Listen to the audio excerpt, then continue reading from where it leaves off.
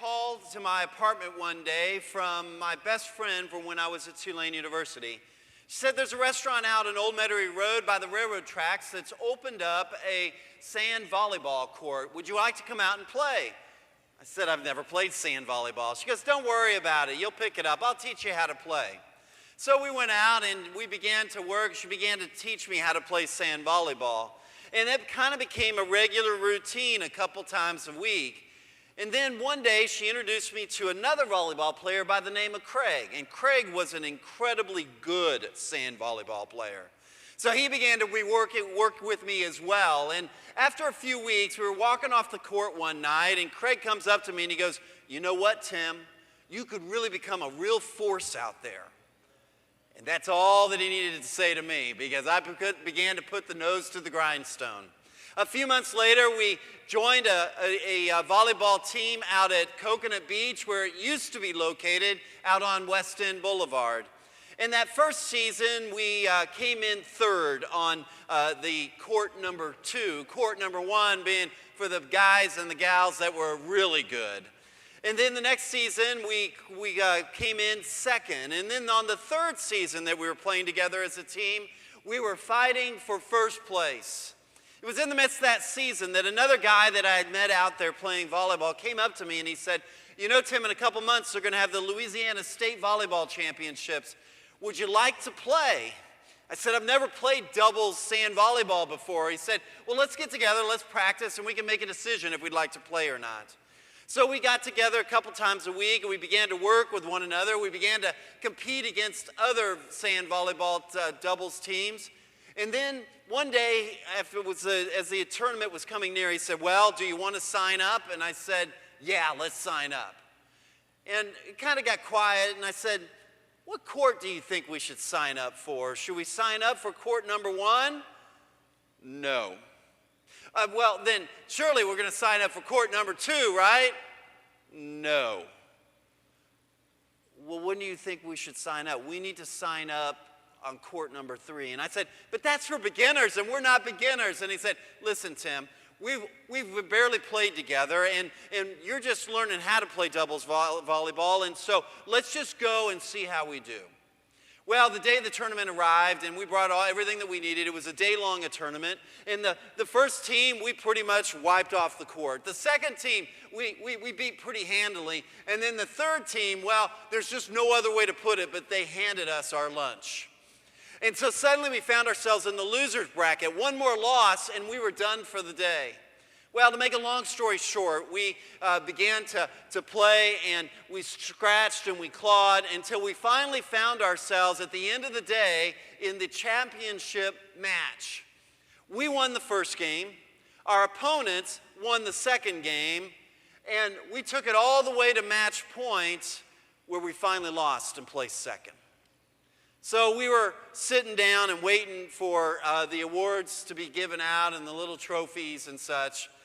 And my volleyball partner turned to me and he said, aren't you glad that we played on court C? You know, and that experience taught me 2 things. Number 1, we need somebody that is going to hold us accountable. We need somebody that's going to speak truth into our lives. And the reason is, for the second matter, and that is because we often overestimate our own skills, gifts, and abilities. You know, we do that physically, we may even do it mentally, but where we really do that is we do it spiritually. That we often overestimate where we are on our spiritual journey. I was driving into the city this week, and I heard about a new Pew Research questionnaire that was being published. And one of the questions that was being talked about was a simple question that they went to Americans, and they asked, are you in worship on Sunday morning? 45% of all Americans said that they're in worship every single Sunday. Now, here's the thing. We know that if every single American was in worship every Sunday, every church in America would be busting at the seams. And that's not the case. It seems that even with something as simple as worship every Sunday, we tend to overestimate where we are on Sunday mornings. And so what we do spiritually is that we overestimate how spiritually mature we are. We overestimate the strength and the depth of our relationship to Jesus Christ. We overestimate our understanding of God's Word. And so that brings us to the second thing, that in our lives and on this spiritual journey, we need someone that is going to hold us accountable. We need someone that's going to inquire into our lives. We need someone that is going to speak truth in our lives. We need somebody that's going to challenge our rose-colored glasses view of who we are and how we are living. So what we find is that we need accountability in our lives. It's just part of who we are and what we need. Today we're going to talk about the fifth means of grace. And the means of grace are the practices of what we as Methodists do when we are living and growing in our relationship to Christ. These are the keys to grow deeper in our faith. They are the keys to developing our relationship with Christ. Thus far, we've talked about daily prayer. We've talked about daily scripture reading. We have talked about communion as a means of grace. And last week we talked about fasting as a means of grace. Today we are talking about accountability as a means of grace. John Wesley, our founder, his best friend was what you and I today would call the Billy Graham of his day. His name was George Whitefield, and George Whitefield was an incredible and an amazing preacher that had a reputation that far preceded wherever he went. He had a practice that he would not go and preach into the cities, but he would go out into the countryside outside the towns and the cities because you could fit more people. And he could be in the middle of a field where there would be very few people living within miles around, and yet there would be thousands of people that would show up for his revivals. And hundreds upon hundreds of people, when he would give the invitation to faith, would come forward and commit their life to Christ. He kept inviting John Wesley to come and to see and to experience that. And John Wesley thought, oh, that's just too base of a use of the gospel. But finally, Wesley came and he saw that not only did thousands of people come from seemingly nowhere, but hundreds of people were baptized into the faith. Now, you have to understand that there are two significant spiritual figures in 18th century England, and one was George Whitefield, but the second was John Wesley. Because like George Whitefield, John Wesley preached to thousands of people. Like George Whitefield, John Wesley baptized tens of thousands of people into the faith. When George Whitefield was on his deathbed, he called his friend John Wesley to the bedside, and he said, John, I look back at all of the effort and all of the traveling and all of the miles that I traveled and all of the work that I put in, and there is absolutely nothing left of my ministry. But then I look at what you have done, and there is a vibrant body of Christ that is seeking to transform the world. You see the difference between George Whitefield and John Wesley? When John Wesley would go into a town and he would begin to preach, the first thing that he would do is he would raise up small group leaders. And people that would commit their life to Christ and people that would decide that they wanted to become a Methodist, he would then assign to a small group that he would call class meetings. Now, I'd like to invite you to pull out your outline if you haven't done so thus far and to fill in the blanks. Now, class meetings were the backbone of what it meant to be a Methodist. It's you gathered for an hour to an hour and a half each week. And the purpose of class meetings was really threefold. The first is to inquire of one's relationship with Christ.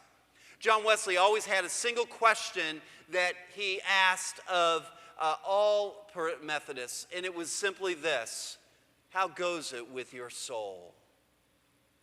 It kind of gets a little bit beyond nice weather today, huh? You see, this is how serious Wesley was.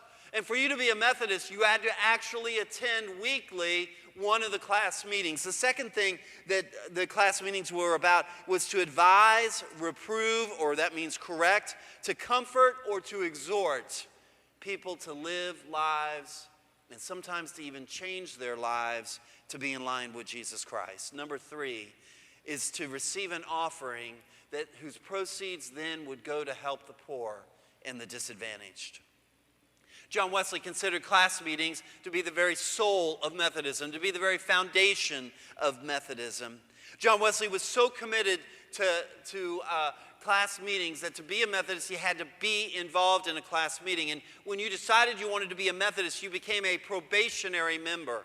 You see, you had to go 3 months and prove that you were going to be there every week, that you were committed to the teachings, but more importantly, to the practices of what it meant to be a Methodist.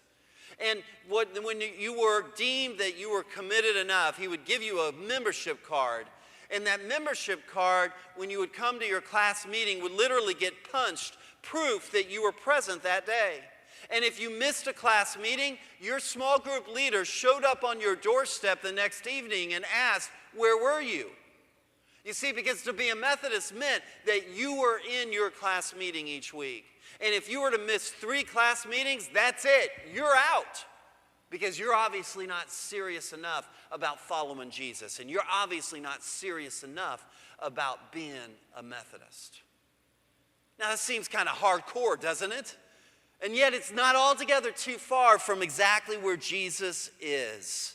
Because you're either with Jesus 100% or you're not with him at all. And the invitation to follow Jesus is very costly. For Jesus said, "If anyone comes to me and does not hate father and mother, wife and children, brothers and sisters, yes, even their own life, such a person cannot be my disciple.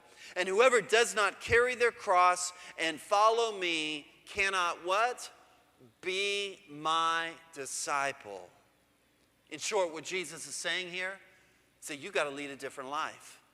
That the life that you had before I came into your life is not the life that you can lead as a follower of Jesus Christ. And so Wesley called people to follow Jesus. And Jesus said that your devotion to me has to be absolute. So much so that your life becomes an example for all. Your life becomes a sermon that other people see on a daily basis. This is why Jesus said that you are the salt of what? And you are the light of the world, and you are the bread, and you are the leaven as well. You see, this is how serious Jesus was. He called us to plant seeds with the life that we are leading. So this life of following Jesus is not a haphazard existence. To accept this call means living a very intentional way of life. That we are to order our priorities around the priorities of Jesus, and that the practices of our life mirror the practices of Jesus himself. And the reality is the challenge of doing this in the face of culture today is difficult at best. And quite honestly, our track record as Christians is mixed at best. There have been times when we as Christians have waged war in the name of the Prince of Peace. There are times when death has been exacted in the name of the one who came to give life. There have been times when suffering is imposed on others in the name of the one who is the great healer. And there have been times when materialism and greed has been justified in the name of the one who came to identify with the poor and those that are without. And so the answer of this call to live for Jesus and to follow Jesus is to be accountable to other brothers and sisters of the faith who are just as passionately committed.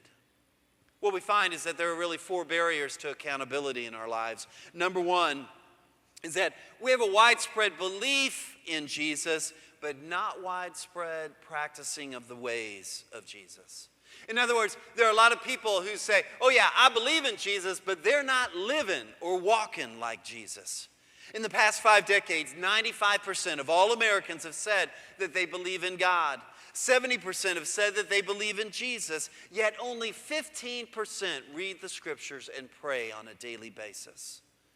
While 2/3 of Americans say that they belong to a denomination, we know that somewhere between 20 and 25% of all Christians are in church on any given Sunday morning. And while God calls for the tithe, or 10% of your income, we know that the average giving per American is 2.4%, and less than 4% of all Christians actually tithe. Not only that, but Lifeway research found that 80% of all Christians believe that we should be sharing our faith with others. 70% believe that they are comfortable in actually doing that. But when you actually ask them if it's happening, 60% have not invited anyone to worship or to any other church event in the last 6 months. And 50% of all Christians never have invited anybody. And yet Jesus' last words were to us, go forth and what? Make disciples. This is it. This is the benchmark. This is the only purpose, the only reason that you are to live is to make disciples. And half of all Christians have never even stepped forward to invite someone to church or to a church event. In a recent study by Gray Matter, just 15% of Americans said that their faith strongly impacts how they live. Just 15%. Number two, we believe that faith is a private matter. And yet God created us for relationship. And Jesus gave us the example about what it means to live in community when he gathered 12 other men with whom to share life and ministry together.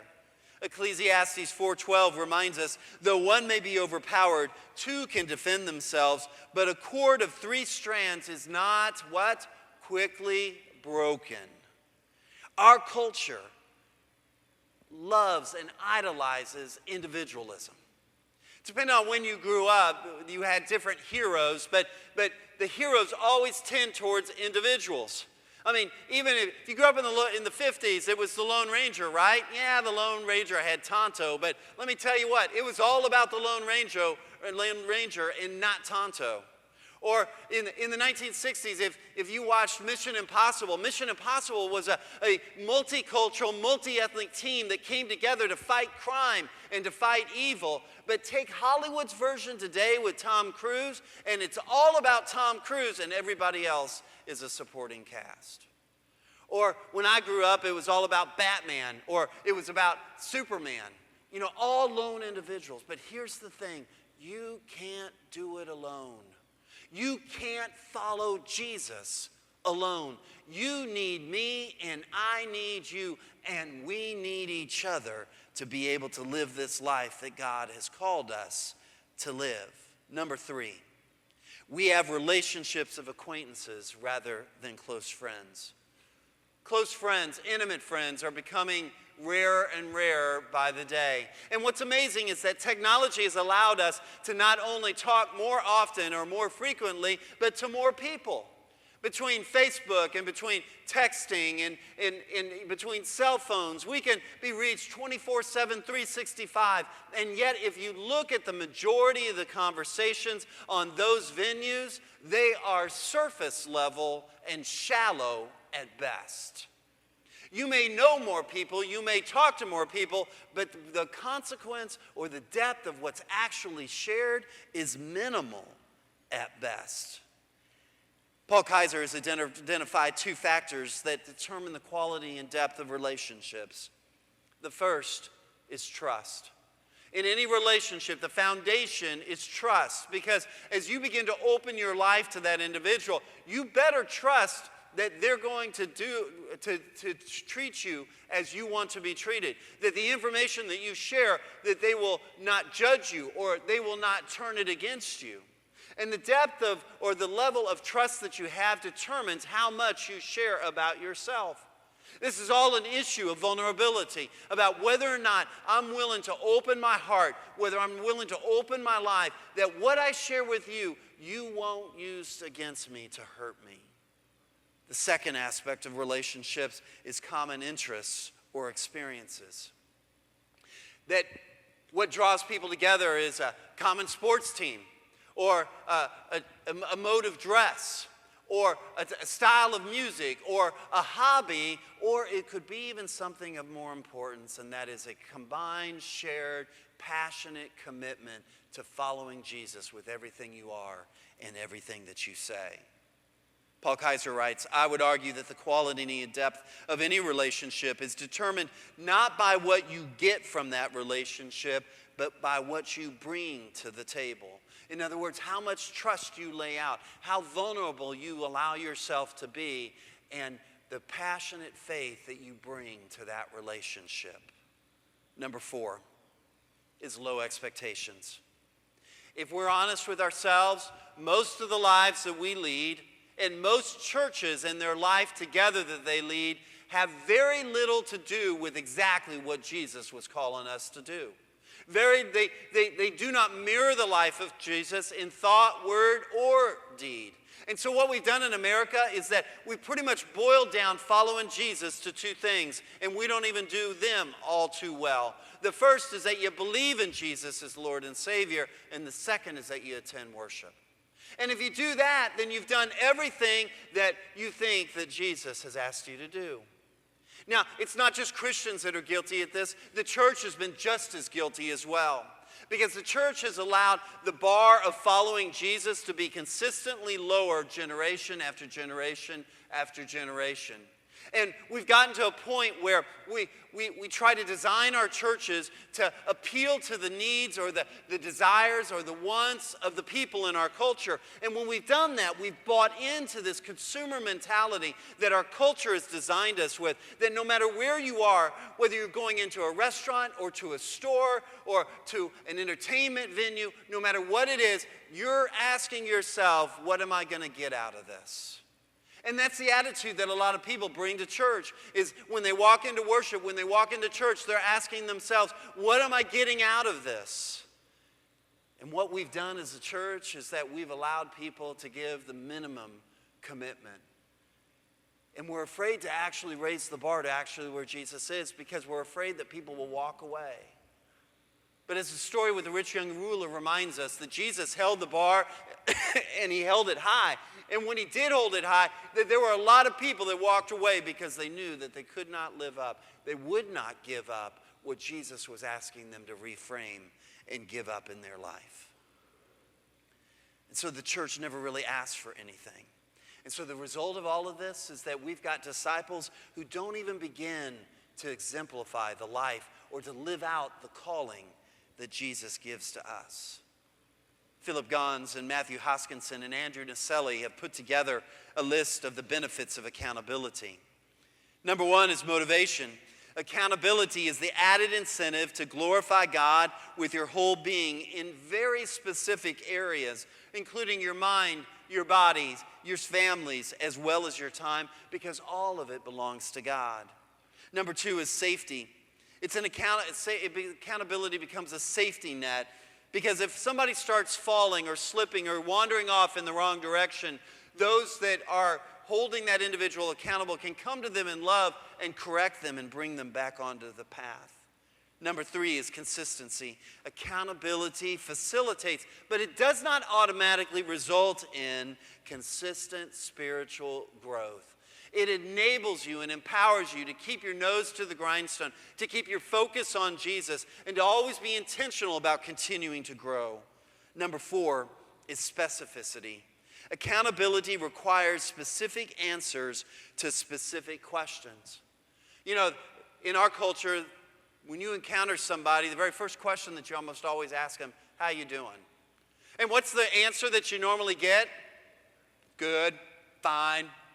And that's about it. But you see, when we're talking about accountability, John Wesley had a list of accountable questions that he had all of the class meetings ask each person. And some of the questions were like this: where have you sinned in your life this week? How have you obeyed the promptings of the Holy Spirit this week? How have you served and loved your neighbor as yourself this week? You see, there's no wishy-washiness. There's no staying on the surface. That cuts to the quick and to the very heart of what it really means to follow Jesus. Number 5 is thoroughness. Accountability holistically challenges us in all areas of our life rather than just focusing on a few. Number 6 is community.